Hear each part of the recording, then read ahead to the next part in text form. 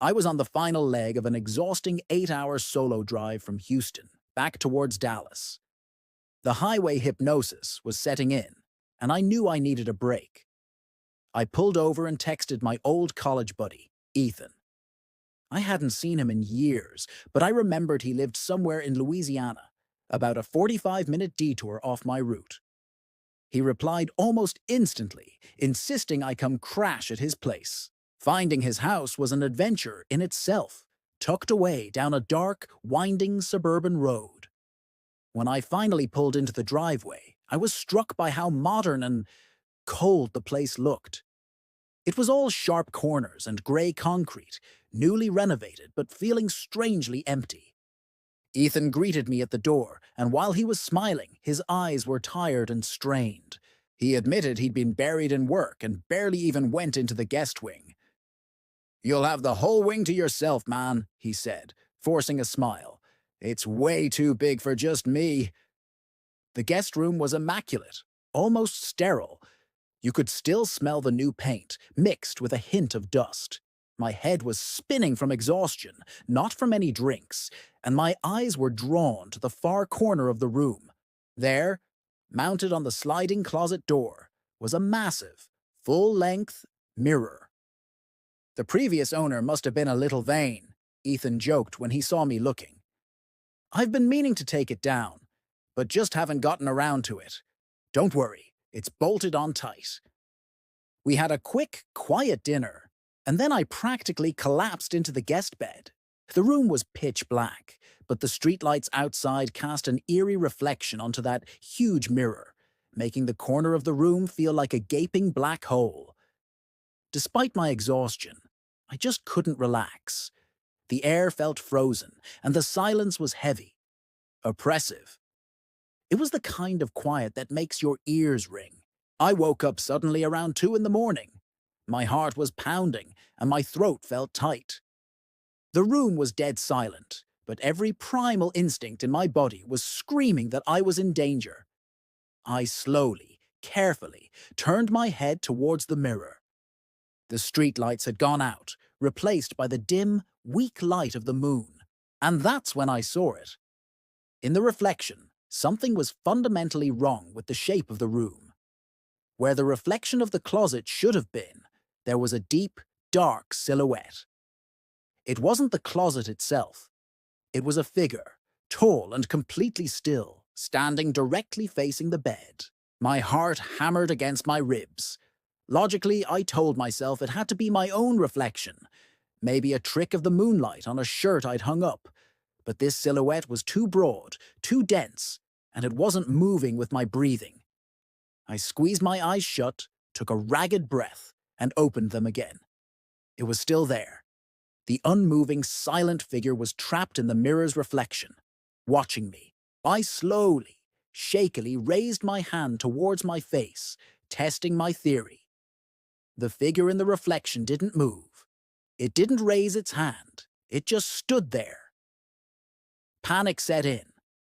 I tried to get up, but the second my weight shifted, the old floor let out a light creak, and then the figure in the reflection slowly tilted its head about 15 degrees to the side. I fell back onto the mattress, completely paralyzed by a fear so intense it felt like ice in my veins. I just lay there, staring at it, praying this was all just a terrible nightmare. I don't know when I passed out again, but when I woke up, bright sunlight was streaming through the windows. The room was warm and cheerful. That bone-deep sense of dread was gone, replaced by a wave of relief. It was just a dream, I thought. A nightmare brought on by sheer exhaustion. I even let out a small, nervous laugh and looked over to the closet to face the silly mirror that had scared me so badly. But my relief vanished in an instant. The entire closet door was now a plain, unbroken wooden panel. The full-length mirror was gone. My blood ran cold. Adrenaline shot through me as I stumbled out of bed and ran to find Ethan. He was sitting at his desk, sipping coffee, looking far more rested than the night before. "The mirror!" I stammered, out of breath. "Ethan, The mirror on the closet. It's gone. He turned around slowly, a confused look on his face. What mirror, man? The one on the small dresser? I put that in the garage yesterday. You know I hate clutter. No, I insisted, my voice shaking. The big one. The one on the closet door. You said the previous owner put it there. Ethan put his coffee mug down, and his expression turned serious, his eyes chillingly calm. Dude, he said slowly, that closet door has been plain wood since I bought the place a month ago. I don't own a single full-length mirror. I told you, I'm a minimalist. I just stood there, my mind reeling. I knew what I saw. I knew that figure wasn't my reflection. Ethan finally stood up and walked with me back to the guest room, a dark look crossing his face. He stared at the smooth, wooden closet door. Wait a minute, he said quietly, tracing a line down the panel with his finger. I didn't notice this before. He crouched down and pointed to a very faint, almost invisible scratch mark near the bottom of the wood. His voice cracked as he looked up at me. I told you I was too busy to use this wing, he whispered. But a week ago, I did stop by here late one night. I thought I heard faint scratching, coming from inside the walls, or maybe from behind the closet door. His eyes were wide now, filled with a terror that finally matched my own. I told myself it was just the pipes settling. I didn't check. I was frozen solid. The unbearable thought hit me. The silhouette I saw in the mirror was in the room with me. It was looking out from inside the closet. That was it for me. I turned and fled, throwing open the front door. As I slammed it shut behind me, I swear I heard a light, broken chuckle echo from inside the guest room, from right behind that plain, wooden closet door. I got in my car and drove the rest of the way home without stopping once. This happened when I was 18, on what was supposed to be a fun road trip with my parents and my best friend, Sarah. We were driving through the Wyoming National Forest. It's absolutely beautiful, but also massive and incredibly wild. The plan was simple. Hit the park and stay at a campsite we'd booked in advance. But after an exhausting 8-hour drive, we rolled up late and hit a major snag. There was a huge regional festival happening, and our campsite, along with every other official spot for miles, was completely full. The few independent lots still available were charging insane prices. My dad, being famously stubborn and frugal, just wasn't having it. So our only option was to venture into the National Forest Reserve and find an unmanaged spot to camp for the night. Using this old, kind of unreliable map app on his phone, my dad navigated us deeper and deeper into the woods. He eventually found this small, abandoned gravel parking lot. It was just a simple turnoff, known to locals only as the Glade. It felt completely isolated, surrounded by a wall of towering pine trees. A faint, overgrown path led off into the darkness towards a hidden lake nearby. As we all got out of the car, the air was instantly cold and heavy, thick with the smell of pine and damp earth. Parked way off in the far corner of the lot was a solitary, faded red sedan. It looked ancient and neglected. One tire was completely flat, and there was no one inside. I felt a shiver run down my spine, but I brushed it off. I mean, what could happen? It was almost 10 o'clock at night by the time we started setting up. We worked fast. My parents took the larger tent, and Sarah and I took the smaller one, pitching them right next to each other for a little extra sense of security. But the silence of the forest was something else. It wasn't peaceful. It was oppressive, like the woods themselves were holding their breath, listening to us. Once our parents were settled in, Sarah and I crawled into our tent, trying to get comfortable. We were just scrolling through TikTok, trying to distract ourselves, when at exactly 11:45 p.m. the silence was shattered. From the direction of that abandoned red sedan, we heard a sharp, metallic clang. It was the unmistakable sound of something heavy, like a metal tool or a shovel, being dropped hard onto the gravel. We both froze instantly. Sarah grabbed my arm, her nails digging into my skin. "What was that?" she whispered, her voice cracking with fear. We pressed ourselves flat against the tent floor, too terrified to even breathe, let alone look outside. Then we heard a faint scraping sound, like metal being dragged across the dirt and rocks. It was followed by the sound of that shovel, or whatever it was, being thrown violently into the trunk of the red car. And then a heavy, final thud as the trunk slammed shut. Our hearts were pounding so hard in our chests I could barely hear the next sound. The old car's engine roaring to life. The tires spun wildly on the loose gravel, kicking up rocks, and the car sped off, its taillights disappearing into the complete blackness of the road. We just lay there, motionless, for what felt like an eternity, but was probably more like 20 minutes. Finally, Sarah shakily pulled out her phone and sent a panicked text to a friend of hers who lived in a nearby town, quickly explaining where we were. His reply came back almost instantly, and the words made my blood run cold. He wrote, "Get out of there. That area, near the lake, it's known as the Glade of Missing Lights. State police never patrol it. All the locals avoid it." A new wave of absolute ice washed over me. We weren't just in the middle of nowhere. We were in a place people were afraid of. Just as we were trying to rationalize it, telling ourselves maybe it was just some locals illegally dumping trash, we heard it. It was the loudest, most unnatural sound I have ever heard in my entire life. A man's blood-curdling scream. It didn't fade out. It was cut short, abruptly silenced, as if someone had just flipped a switch.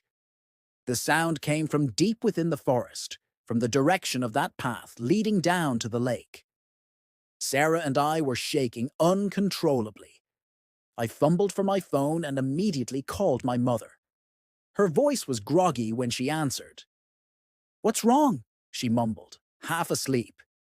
I tried to explain what we'd heard. The scream. "I didn't hear anything, honey," she said. "You must be tired. It was probably just an animal." She told me to go to sleep and assured me it was nothing. But how? How could she not have heard that? Minutes later, the forest was eerily silent again. But then, the ground beneath our tent started to transmit a new sound. Footsteps. They were slow, deliberate, and heavy. They circled our tent first, then moved towards my parents' tent. This wasn't someone just walking. They were prowling, methodically checking our camp. Then the footsteps moved towards our car. We held our breath, not daring to make a single sound. The footsteps stopped right beside our tent. I could hear something else now, a heavy, ragged breathing, just on the other side of the thin nylon wall, separating us from the darkness. It wasn't an animal. It was a controlled, human sound, filled with a desperate kind of exhaustion. My blood ran absolutely cold. Suddenly, two powerful beams of light sliced through the trees. The red sedan was back. Its headlights blasted our tents, illuminating everything and blinding us. We dropped flat onto the floor again. I risked a tiny peek through the zipper window and saw the car door slam shut. It immediately sped off again, tires squealing down that winding dirt road. A brief moment of relief washed over us, but it only lasted for a second. About 5 minutes later, another car approached, moving incredibly fast. This time, it was a marked state police cruiser, racing down the exact same road the red sedan had just taken. The police were chasing something. They were chasing that car. We didn't sleep for the rest of the night.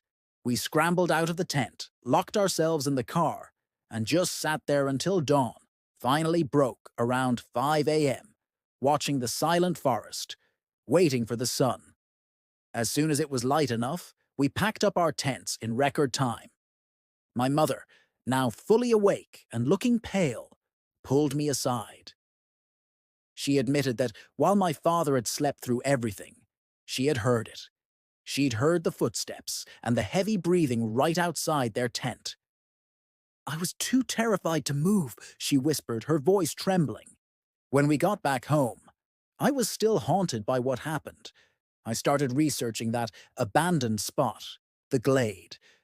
What I found made my stomach drop.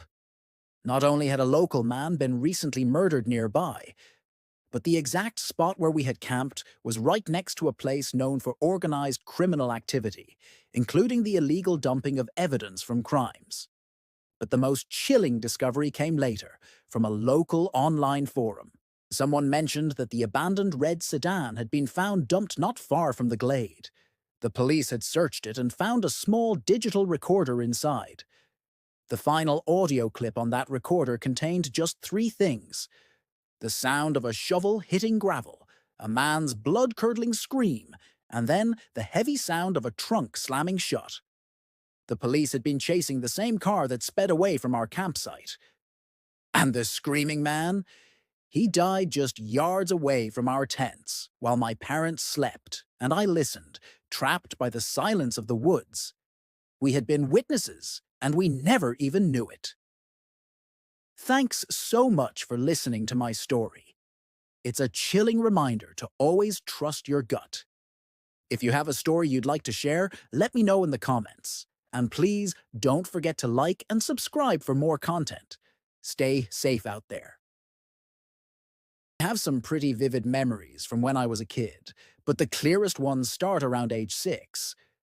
We lived in this quiet, two-story house in a typical American suburb. My older brother Keith, who was 8, and I shared a big bedroom upstairs. Our parents slept downstairs, and that's important because my dad had a very strict set of rules. The biggest one? Bedtime was at 8:30 p.m. Sharp. No exceptions. If he caught us out of bed after that, the punishment wasn't yelling or grounding. It was this heavy, silent disappointment that honestly felt way worse. The rules were simple: be quiet, be good, and stay safe in our rooms. One night I was completely out, just dead asleep, when I felt someone shaking me. It was Keith, and he was frantic. His eyes were wide with this pure, unfiltered terror, lit up just by the streetlight peeking through our curtains. He whispered, his voice all scratchy and urgent, "Mikey, be quiet. Just listen." So I stopped moving and listened. The house was dead silent, like it always was after 9 o'clock. And then I heard it. It was this soft, almost ghostly whisper coming from downstairs. It sounded like our mom, but something about it was just wrong. It was not the voice she used to call us for breakfast or tell us to tidy our rooms. This was a strained, breathy sound, but it was still crystal clear, and it was calling our names. Keith! Mikey! My first instinct was to get up. "That's Mom.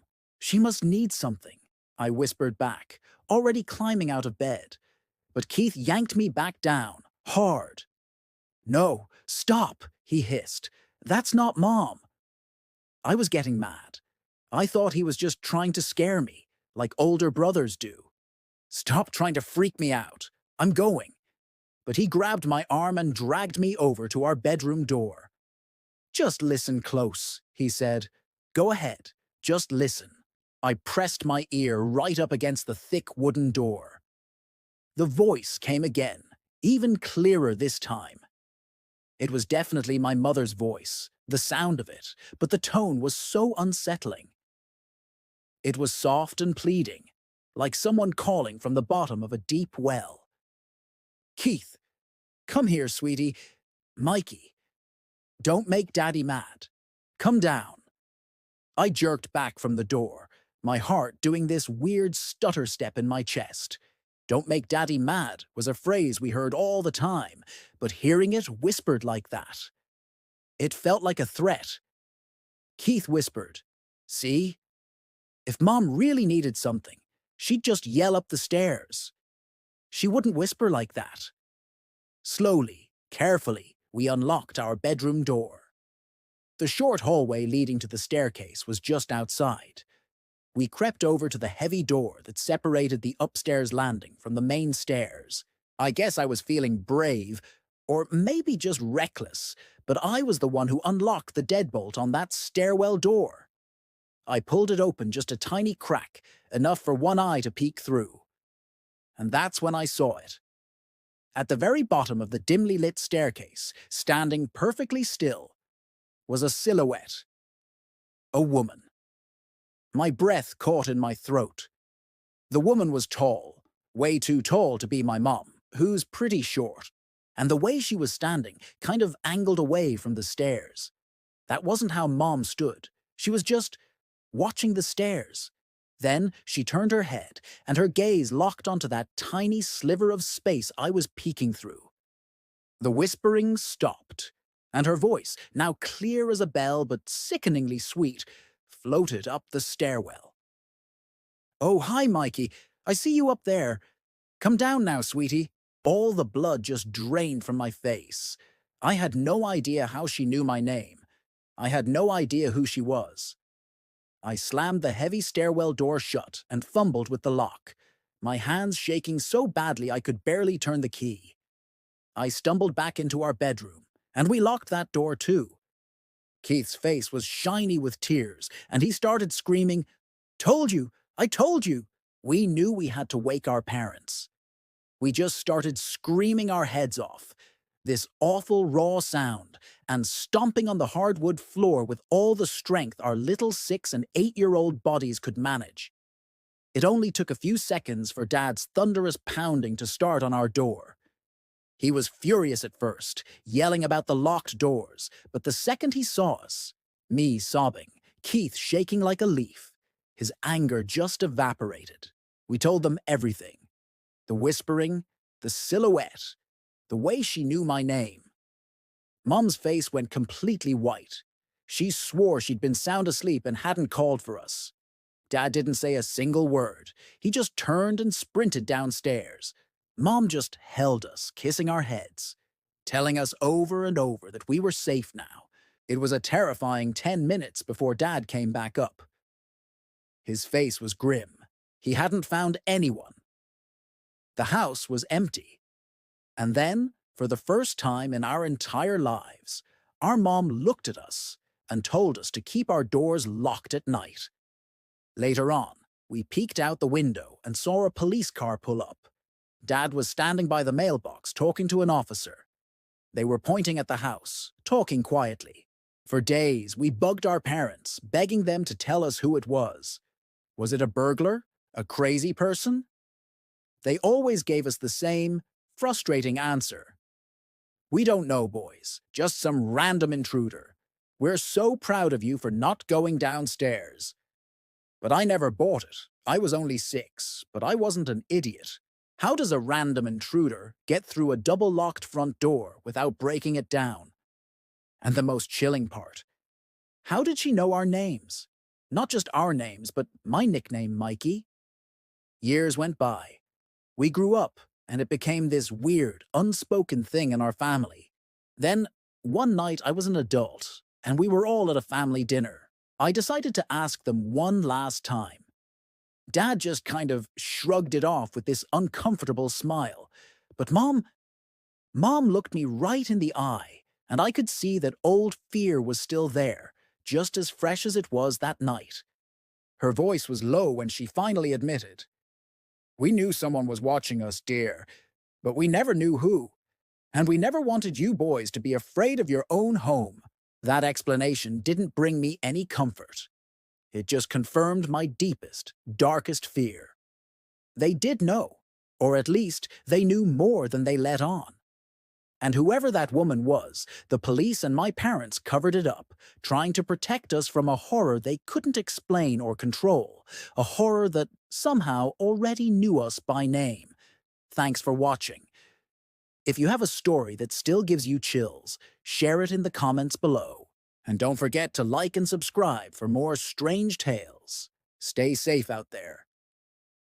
When you're 16 and don't have a license, your social life is basically at the mercy of whoever's willing to give you a ride. This particular story happened on a Friday night. My friend Haley was throwing a party out in the suburbs of New Jersey. My mom, who was recently single and back on the dating scene, agreed to drop me off, but she warned me she might be out late. "Just walk or get a ride home," she said, which meant I was on my own for the 20-minute walk back. The party was actually pretty fun at first, but then some uninvited guests showed up. It was a group of guys, and among them was Brandon, a guy I had this annoyingly complicated history with and was actively trying to avoid. Haley, in her infinite, misguided wisdom, thought forcing us to interact would magically solve all our problems. It didn't. It just made me super uncomfortable. I got frustrated and decided to just cut my losses and leave early. As I started walking, I texted Haley to let her know how annoyed I was. All I wanted was to get back to the safety of my own room. I was about 5 minutes into my walk, surrounded by the quiet suburban streets, when I slowed down. I could distinctly hear a rhythm behind me that wasn't mine. Footsteps. I glanced back, trying to look casual. About 50 feet behind me, there was a man. He looked middle-aged, wearing a hooded sweatshirt with his hands stuffed deep into his pockets. And he was smiling. "How you doing?" he called out, his voice carrying clearly in the night air. "Hi," I said back, trying to sound curt, and immediately turned around and kept walking. I told myself it was nothing. This is the suburbs. People go for walks. It's fine. But another 5 minutes passed, and every single time I checked, he was still there. Always the same distance away, maybe a foot or two closer each time. It hit me then. He wasn't just a pedestrian out for a walk. He was tracking me. I made the first turn onto a side street. He made the turn too. My heart started pounding. I started frantically texting my friends, but I didn't want to run. Not yet. Running would make it real. It would confirm my fear. Then he spoke again. "Isn't it such a nice night?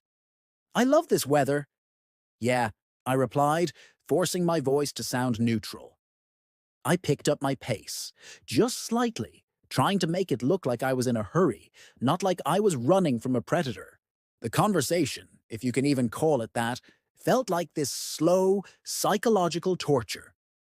Why was he talking to me? Why was he following me? He let out a little chuckle. "Are you from the neighborhood?" he asked. "No," I lied, making my response as short and firm as I possibly could. He laughed again. It was this dry, unsettling sound that just scraped against my nerves.